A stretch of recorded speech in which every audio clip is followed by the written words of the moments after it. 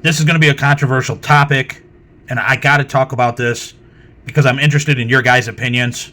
Now, trading cards, Pokemon cards, sports cards, mostly Pokemon right now this applies to, but it does apply to popular sets when it comes to sports cards like Optic. And I'm going to talk about scalping, but I really want to talk about hypocrites out there. So a guy like me, for example, sometimes I'll buy a couple boxes, just go to my local store. I won't go store to store to store, just my local store. I'll buy 2 boxes and I'll sell one to pay for the other.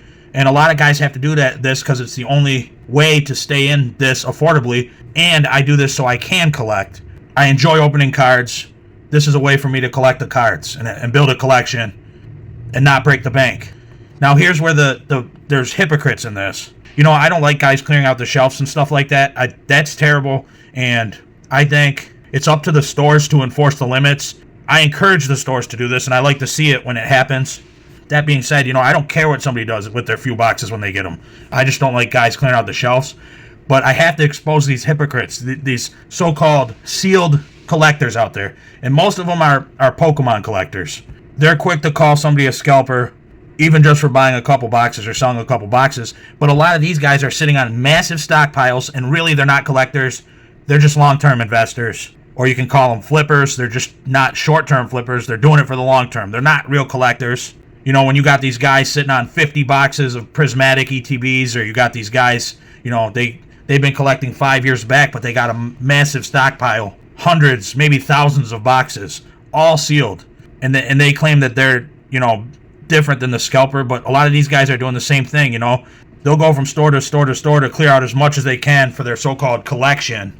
They're waiting for it to gain value. It's just money for them. These guys aren't collectors.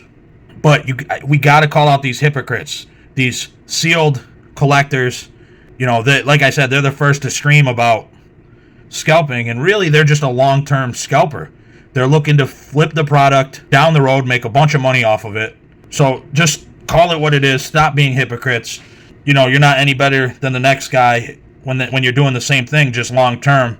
But you're calling out these guys, in the lines at the stores or whatever. I think I'm a guy that does it the right way. And I look out for other people. I help other people get cards. Don't be a pot calling the kettle black. So everybody's just got to kind of be honest about what it is.